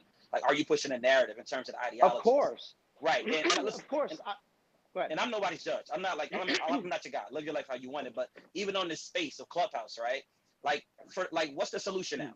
You created this room, right? So from now on, when you create rooms that encourage racial harmony, that breaks down systemic racism, not just to sit back and say, they attack me. Ask. No. I want to be a part of that. I want to take this huge racial divide that is happening, and to be honest with you, is being injected into both of us, both races. It seems like the world is turning into a pin each other against each other, right? That's white supremacy. That's what it does. And that we're all conditioned, Jeremy. It makes me sick. I mean, look, we had a crazy president. But by the way, we voted this man in. And he's a crazy lunatic, right? We have the same real. problem here in the UK. We've got a crazy lunatic running our country too. But that's white supremacy for you. And that's the issue here, is that nobody is saying that you yourself created white supremacy, but you do benefit from it. And so that's why we have to work together in a way that is not putting all of the labor onto Black people to help you to understand that. Now, what it sounds like to me is that you have come here to try to have a deeper understanding and to have some dialogue and to also clear your name a little bit, which is totally fine. But at the same time, I do feel like there is a lot of work that you need to do to unpack a lot of the things that people are saying here. Which is fantastic. I mean, I know Nicole personally, so I know that when you do start to work with her, there's going to be a lot of enlightenment happening, and she has a fantastic way of getting to people to understand on their level. It's about meeting people where they are, not where you are, right? But at the same time, when you do make statements such as what I explained before, it then puts you back into a place of people like being mad at you, and then nothing can move forward from there. Right. So I do think that, you know, Clubhouse is perhaps not the space to do this work, and I'm glad that you've met Nicole, and I would implore you to do that work with her and others. I don't think Clubhouse is the space for this. No, like Clubhouse is not the space for you to be educated in a way that you need to be educated in order for you to move forward and to do better. Because when you know better, you do better, and this is not the space for that. And I would also implore you, Jeremy, just because I think that you actually do care. Like, I think that you actually care about what is going on between the races, and that you want to do whatever is your part to bridge that gap. And I would implore you actually to think about how you utilize your platform and how you speak to and about Black women, even Black women who have done you wrong in public, because you acknowledge the fact that it might be offensive for the people in the audience to hear you question Sid in that way, even though you had a reason for doing so. And I would implore you in your efforts personally to bridge the racial divide, to make the experiences of the Black people in your audiences matter. I'm sorry. Can you mute your mic to whoever's that is? Because like I'm totally missing a great message. If you don't mind. Thank you. Sorry.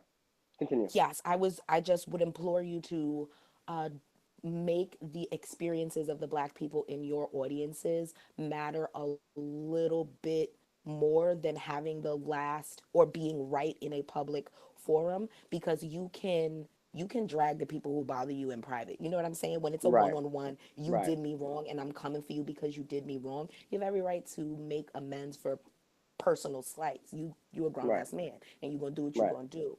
But I do implore you to think about the people in your audience in an attempt to bridge the gap and utilize your platform as a way to do so, and just sort of prioritize the way that, for example, the Black women in your audience would feel when they hear you say XYZ. It doesn't mean don't say it. It means don't say it in front of the culture.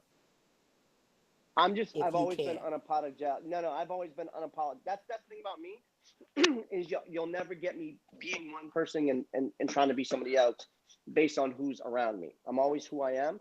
But do I need to adjust? Absolutely. Yeah, and it's just a personal, I'm not even telling you what to do and what not to do and what to say and what not to say. Like I said, you're a grown man, and that's a call for you to make. Just an imploring of you to let the experience of the people in your audience matter just a little bit more, and let that drive a little bit of what it is that you're doing when you're doing what you're doing. Yes, ma'am. That's very fair. I'm going to bring a couple other people up. I actually like the way that this is actually going, and I think that, you know, I'm happy to have these conversations with people when there's not just, you know, craziness happening, you know what I mean? And I just brought a doctor up, which kind of curious. Hi, Jerry. I didn't read your background. Yeah, hi, nice to meet you. I'm Dr. Tiffany Bowden. Is it okay if I address you? Oh, absolutely. Okay, awesome.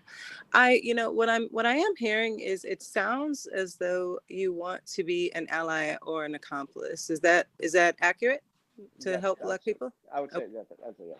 Okay, so in that case, what I would like to have you try on is that not all allies are created equal. There's different kinds of allies, and I would like to introduce at least a couple for you. So do you mind if I ask you what kind of doctor you are, if you don't mind me asking? Yep. Kind of curious. Yep. Communication, specialization, and diversity and inclusion. Love it. So you're perfect for this. Okay. Yeah. Okay. So there's different kinds of allies, right? So there's allies for self-interest, allies for altruism, and allies for social justice. So I'm going to kind of go through those, and then maybe you can try those on and see kind of where you stand versus where you want to be. And it's okay to kind of have that self-reflection and place yourself wherever you think that is. And these are all based off of motivations for allyship. And people typically move through this in some kind of a progression. So allies for self-interest are often motivated to don an allied label because of a personal experience with someone that they know. So this type of motivation is generally seen with a white person who expresses their allyship in response to maybe a Black friend or a significant other having been treated poorly.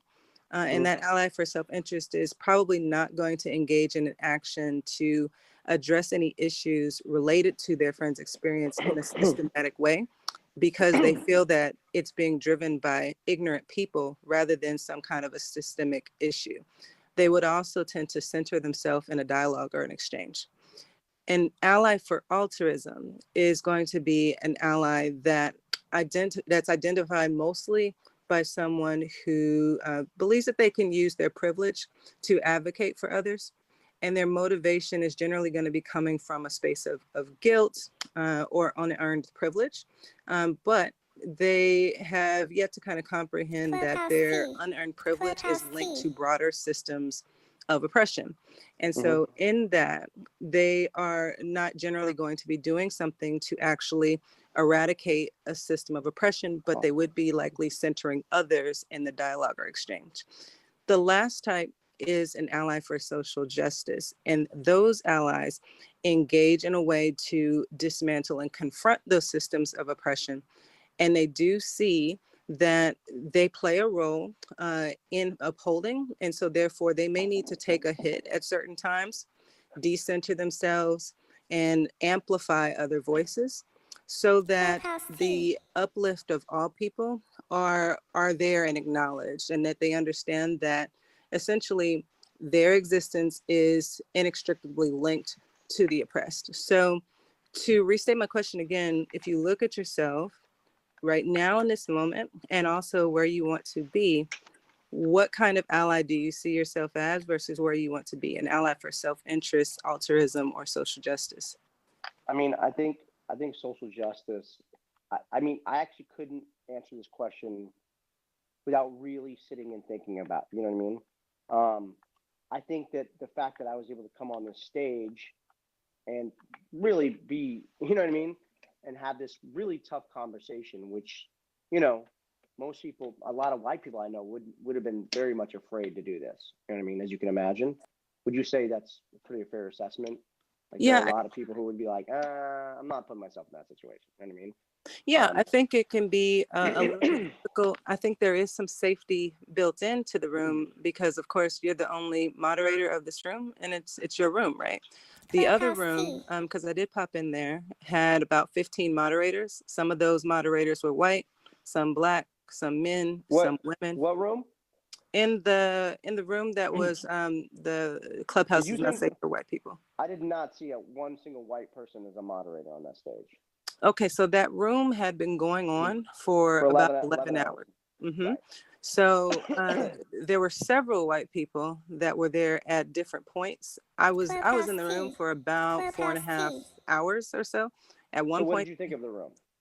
I think that the room had some highs and some lows, right? So there were people that were in there that were, just roasting, white people. There were white people that were roasting themselves. There were also white people that were in there doing the work and confronting themselves, their family, and they were having progressive conversations. One of the white moderators, Lauren, I saw her. She was great. She was great. And so, so you acknowledge that she was white and that she was a moderator, right? I didn't see that she was a moderator though. Yes, was she a moderator? Yes, she was. Okay. So I misspoke. Yeah, so white people were not necessarily being plucked out of the audience. Like they were being asked if they wanted to come to the stage to have a conversation. Were you there when I came in? I wasn't there when you came in. I think that your situation, may have been a bit tumultuous based off of what you described. And, there were a couple of other tumultuous situations as well. But I wanted to kind of give you full context that, even from Lauren's processing, her reaction to the title of the room was actually a complete opposite, because what her processing is that she felt that, the world is already constructed to be a safe space for white people. And where she is in her journey of wanting to take on anti-racism work is that she was ready to be uncomfortable and to engage in some uncomfortable conversations. So the room and the space, as this is not a room that's safe for white people, set the tone for her that she was going to be doing some deep processing, which is what she did. Interesting. Hey, Yeah. can I talk? I didn't even actually stop to think about that. And I found that, that's really interesting. Yeah, so the room wasn't, from at least the space that I was in, wasn't meant to be attacking.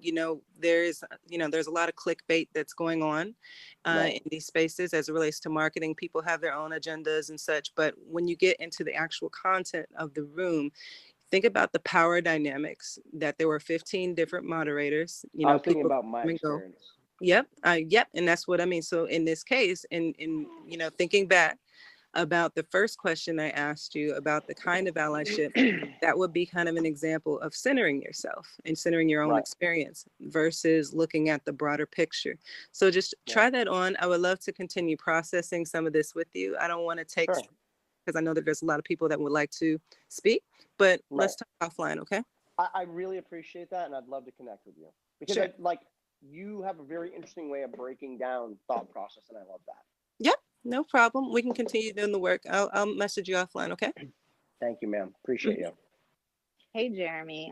Thanks for bringing me up. I was happy I was able to wait around as long as I did. You're another doctor. Yeah, physical. Okay, awesome. If I may, not to cut Sorry you about off, that. Dr. Neal. Hey. Dr. Neal, I'm sorry not to cut you off, but I do have to leave, and I was next, so I was just wondering if you would mind. Me too, because my patients might come in. Hey, you guys need to rock, paper, scissors at this point. Why. I don't know. Well, I have two patients. One's a wheelchair patient. I won't be able to talk with her. So I'll make this quick. I just wanted to say and just say thank you. Thank you for this space. I was in here when you had a different tone, and being someone who looks at like neurolinguistics and certain things like that. Wow. Do you say neurolinguistic programming? Yes. Is that what we're talking about? Very interesting. I love that. And yeah. So there's a lot that goes into like, tone and like pace of voice and certain things that automatically make people perceive things a certain way, which automatically like gives people like this, oh my gosh, like you're ready to fight type of personality. So when you did change that tone up, and like now, like you're speaking more calm and different things, it's more inviting. It makes people feel like you are trying to solve a problem versus you're here to fight. So I did send you a message on Instagram because I wasn't sure if I was going to talk. But first, I want to acknowledge, like, thank you for being willing to make that change. And I see what you were trying to say. I've heard what everybody said about like, being very careful with like word choice, because words have power. Clubhouse tea. Clubhouse tea. I just want to like remind you that, words do have power, and you do have a platform both here and other places to be able to make that difference. I would love to be able to like help in any form or way. So yeah, definitely connect with me. And I know, and maybe, did you specialize in NLP as well? Yes. I've got a lot of clearly some deep trauma stuff that you could probably hear from my childhood that I've been trying to. I do a lot of NLP, but some of it can be really great. Some of it is not. A lot of it is just like perspective changes and certain things like that, and just being willing to like look within yourself. And I think the hardest part is just kind of acknowledging the things, like the hard truths, like you say, the truth hurts. And there's just certain things that are innately involved in, like there's a lot of things that go on with Black people too, where we become ultra sensitive to certain things. And I think that's just something that we all have to work through together, because there's this whole like problem with like being able to ask questions where people automatically get sensitive when a question is asked. And I think a lot of that is insecurities and feelings within themselves. And I charge all of us to kind of start looking within and developing more of an internal locus of control where we don't put so much off onto the world to feel like a victim. Because when we walk with this victim mindset, then we will start to see and perceive the world in a way that it is victimizing us. And not to say there's not situations, but I don't walk the world and choose to walk the world as a victim, because that makes me feel helpless and powerless in certain things. And I feel like if we start to like look at the world and start to take on a little bit more of a positive insight, we'll find that, you know, a lot of us are a lot more alike than we think. But if we only look at like the differences, it's going to be hard to see the similarities. And that's all I want to say. Rachel, go ahead. My patient just got here. I'll continue listening. And Jeremy, you can send me a message. I would love to talk. The other doctor, I would love to connect with you as well, Dr. Tiffany. But yes, thank you for having me here. That was really great. I love to connect with you. Thank you. Both of the doctors said a lot of the things that I wanted to say. So I just wanted to say thank you for that. And I'm not going to beat a dead horse. I think you identify kind of where you might have gone wrong with the title. And that is honestly what brought me into the room. And so what I will acknowledge is that, you know, you created a space and you said that you want to be an ally. You did create a space to have a difficult conversation. And so I think that is what often needs to happen, is we need to be having these type of conversations. I have seen a shift in your tone as well as your acceptance of, you know, individuals' ideas and thoughts. And so I do also want to acknowledge that. I think that a form of allyship is creating spaces to empower other marginalized voices. And so in a sense, you have done that. And I do want to appreciate that. But I want to kind of challenge you on something. You talked about feeling safe, right? That having a safe space for white people, and specifically a room that you were in, it didn't feel safe. And I want you to think about the fact that oftentimes our feelings about safety relate to our experiences. And so even as a Black person, my experience may be different than another Black person, right? Like maybe if I was in an abusive relationship, for example, when someone speaks loudly, it triggers me. It doesn't feel safe to me. Right. And I want you to also understand that as a Black woman and as Black people, we're often not heard. We're often not respected. We're often talked over. So when you as an ally create a space and you're saying, come to the stage, let's talk, let's have conversation, but you speak over someone like myself, that is not a safe space. It's not cultivating a space where I feel like I can be heard and I feel like you care about my thoughts. Right. And so I do want you to understand that that is something that did happen a lot here in this space. And so a lot of individuals that look like me likely did not feel safe, even though that might not have been your intention. Right. And so I want you to continue, you know, doing the work. It sounds like you are willing to do the work and you want to do the work, but I challenge you to listen, even sometimes if it's not your intent to offend someone. Right. I personally did find some of the ways in which you responded to other people to be offensive. And I think that there were times where you spoke over individuals that were making extremely valid points. And I understand you had an issue with, you know, someone earlier, and so I think that there might have been situations prior that made you, you know, respond in that way. But there were individuals after that did attempt to speak to you and give you their experiences. And I think perception and intention is something that always has to be honored, right? How you perceive something is your reality, period. I can't argue with it. And your intention is something that you own as well. And I think you need to give other individuals that same grace. So that's all I wanted to say. Thank you for bringing me up on the stage. Of course. I know everything you just said, and I would agree. And I appreciate that. Do y'all mind if I go next? I know Natalie has been waiting. If she wants to go, she can. No, you can go ahead, Sister Meeks. It sounds like you have something burning to say.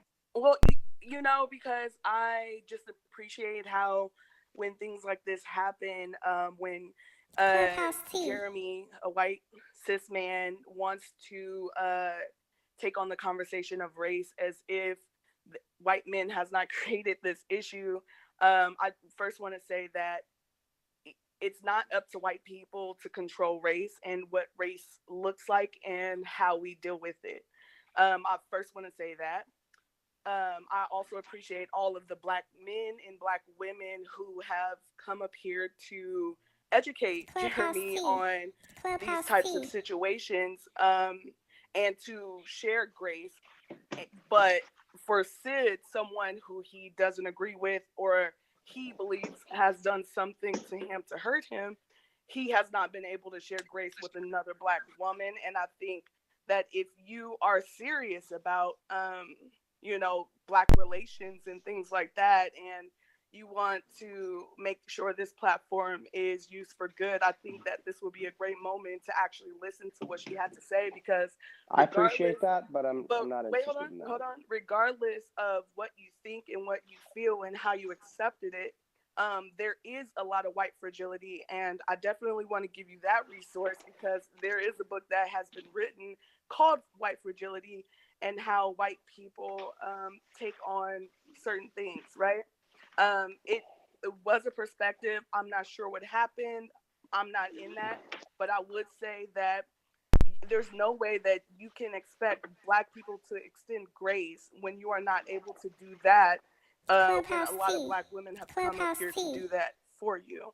I think in this particular case, I think it'll be better left in smaller sense, like one-on-one with a moderator. I get it. But there were a lot of things said, and he seems very apologetic. And I think that this would be a great moment to show that you are apologetic. That not saying it is not showing us that you are apologetic. I think the action behind it is what shows people that you are. Wait, hold on. It's not about your intention, it's about the impact. And so right now what you've done was take her down, and she's still in this room, and you still have an opportunity. No, she's not, because I blocked her. She was just in this room, and you just blocked her because she was just in this room like 2 minutes ago. I blocked her. And then removed her from the room. That was less than a minute ago, because before I came up here, she was in the audience. So it's like when you want people to extend grace to you, and you're not doing it for someone else, it makes me feel as a Black woman that you are not serious. You're just here because you are fragile, and you want somebody to make you feel good about the decision that you made. And I've made a conscious effort that I will not deal with her, and that is up to me. Can I play devil's advocate? And I just do not have to answer to her, and I don't wish to speak to someone that attacked. You don't have to answer to her, but I do believe that there's action behind what you say that you are trying to do. It's not about you just saying, "Oh yeah, I'm going to accept help from you. I'm going to connect with you." And I've stood on the stage and taken many. You had an opportunity from people who have been very listen to this woman, because that woman she's very educated, and she had something to say that may have given you a different perspective, but you prefer the perspective that's really nice to you. That's the thing. You don't want to hear it from a different perspective. You want people. I don't want to hear it from a perspective of a person who has been just terrible. And my family has had to read and had to endure. I owe her nothing, and I will not communicate with her. I don't and even that is think my that right. it would be about her. I think it would be about you when you are. So we're gonna move on from this topic, because, like, I've already told you, I'm not changing my perspective, and nothing. With all due respect, I appreciate you trying to speak up for her, and I get that. I'm not speaking up for her. I'm just saying that there's action behind the things that you say. You can't just sit here and say that you are about this or you about that. You want to give to the Black community, but you don't want to hear Black voice, because that's what a lot of white supremacy is built in. I don't want to hear negativity. No, I'm just letting you know that you need to understand that a lot of white supremacy is built in that, thinking that you could do, and not actually put in the work. And so some of the work that you could have done today, in my eyes, and excuse me, doctors, because you guys may know way more than I do, is to give grace to a woman of color who you may have misidentified, which is I think we told him. Which is a thing. We told him to stop. However, wait, hold on, Kaysa. I think that just would have been a great moment for you to do that, and that's all that I'm going to say. I'm not going to sugarcoat shit for you, and I think that you could have done that. Okay. To play devil's advocate, I think there's also a level of when I say unforgiveness, it's in the sense that if someone, white, Black, Asian, whomever, had wronged you and certain things like that, you're less likely to allow them into certain spaces where they can continue to make you feel that way. Yeah. So I'm not gonna do that. I would be willing and interested, and maybe with some other people, to like moderate an independent conversation in a locked room where there's not a whole bunch of attention, because it is known, even in school, like when there's a whole bunch of people watching, it's hard to get problems solved. So this was not the space, and this is not the area to try to solve a problem that goes deeper than like the situation that we're talking Okay, about. I Right now. gotta speak because I have to run to a doctor. meeting, and I feel like I have something I could contribute to Jeremy. Sure, First of all, Jeremy, good afternoon, good morning, good evening, wherever everybody is from. Jeremy, I just want to thank you, one, for creating this space, whatever your intention, whatever angle you are holding. I want to thank you for creating this space because a lot of good conversations have come out of it. It has surely showed us different minds. If we're always building fences, we'll never be able to see how a person think, why a person think the way they do, and how they come to conclusions. Because as Rachel rightly said, Dr. Nell and the other doctor rightly said, you know, everything, there's many things that contribute to our perception or perspective and or ideas or ideologies about who we are and where we are placed in society. So I want to say thank you for that. With that said, I also want to acknowledge Sister Meeks and her opinion, and I get what she's saying. But like Dr. Nell just said, you know, for us to really create transformation in relationships, it's kind of like tennis. There's a back and a forth. We got to be willing that when we hit the ball over the net to be ready to receive it. So on Jeremy's side, I want to take race out of it for a second. And I want to give you something from a standpoint of I'm a parent and I have a child. So I'm a mother, right? And I have a child. And as a mother, I've had my own trauma. I've had my own experiences. I have my own whatever. And so I'm in a position of power over this child because society has put me in this position of power over this child. My opinions are first, my opinions are more important, and my opinions are regarded. Now, my child start developing their own opinions and start realizing their own independence and start realizing that their opinion are not always aligned with mine. And so my child starts to exert her opinion and her power. And it's not necessarily always in a positive way because she is looking like, well, just because you're an adult doesn't make you right. And sometimes she's actually right, because even as an adult, there are a lot of times where I've misjudged, mismanaged my power, mismanaged my situation. In order, if I did something to hurt my child, not to say that Black people are white people's children, but unfortunately in environment and in society, we've been made to be non-human and our voices not matter as much. So what's happening is the person, my child, who feels like, you know what, Mom, you misuse your power and you're taking advantage. And this is a real situation that really happened. I have to humble myself and listen to her say something. So I was going through a situation. I know this offbeat. I'm trying to use something that is not directed at you, Jeremy, so you can really hear me, right? Because I feel like you feel somewhat attacked. And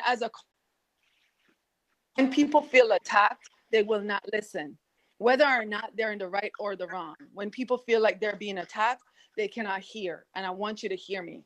So as a parent, my daughter experienced me being abused. And when I was going through those abuse and when I was going through those trauma, even before she was born, the trauma that I had experienced has colored the way I show up. So there were times when I was experiencing depression a few years ago, right? And there are times that I couldn't just hold it together. I was in my room crying and just trying to figure out my next step because I own companies and I have people to answer to me, but I needed a break and I couldn't find it. And that colored how I showed up to my children. There were times that I went off. Like if it was too much, I raised my voice. So when my daughter started showing up that way to her siblings, and I said to her, why would you show up that way? Why are you being cruel? Why can't we create a space where we're all just getting along? And she is lashing back out. You didn't do that back when I was this age. So why are you expecting me to do that now? So Jeremy, you're going into spaces and some people are hurt. Some people are hurting and it's not you, right? So don't personify it, they're hurting or they're hurt as yours. Also, I heard you speak to Dr. Nell earlier and saying, you know, you have your own trauma. So when we say things like white privilege, understand that I'm a Black woman, but I have privilege. I have the privilege of having an education, 3 college degrees. I have the privilege of being in neighborhood that most people can't get into. I have the privilege of working on Wall Street. I have the privilege of traveling more countries in the world. I have the privilege of working for world government.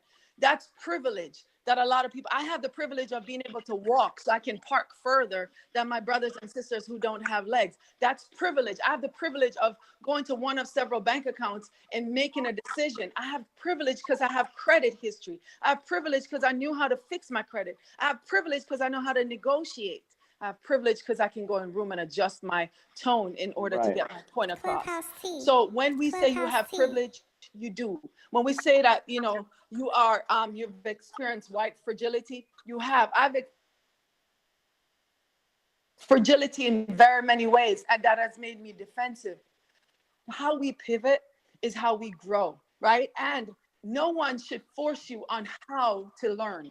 You get to decide that for yourself. And I think sometimes as people who have been hurt, or victimized, we want to tell the persons who victimize us, you're going to have to speak to me this way. You're going to have to do that. You should suffer. And it's like, why don't we figure out how we can heal? As Dr. Nell says, we have to get in a place where we have an internal locus of control, taking responsibility for where we are. But at the same time, we hold the people accountable who have been doing certain things. So yes, your tone was a little bit defensive, not a little bit, a lot of times. You did say things that were out of sorts, but in order for us to fix it, we all have to pivot. We all have to recognize that people are going to have to make their choice on how they show up and how they heal. And don't expect that somebody is going to heal in 5 minutes. And even if you show someone their wrongs, they might see it, but their ego might not allow them to make that adjustment. It doesn't mean that they're not going to adjust. It doesn't mean that they're not going to transform. And no, I don't want to do a pity party for Jeremy because he's a big boy. He's accomplished a lot of things. And this is going to be a huge learning experience for him. And I feel like the transformation that he's going to make with the help of people like Dr. Nell and the other doctor that's on here, Dr. Tiffany, and some of us, I think it would be very helpful to other white men who experience male fragility and white fragility, but have never held space to be told and to learn. That's all I have to say. I really appreciate that, by the way. I really do. And Jeremy, I just want to say something really quick because, you know, there's been a lot of criticism that's raised here. So I just wanted to elevate, like, I don't know if you've ever heard the saying that criticism is a gift if you know how to accept it. Yes. So as you're getting criticism, try to acknowledge it as a gift. The criticism is ultimately an opportunity to build a relationship because it means that someone is willing to invest their time and their energy in you. And you can choose to see it as a gift, even if you don't like the gift. They are ultimately willing to unpack their trauma and educate you for free. And that should be acknowledged as a gift. I actually am. I really appreciate that statement. Jeremy, before I get out of here, I just, like you said, if you are an ally, like you said you are,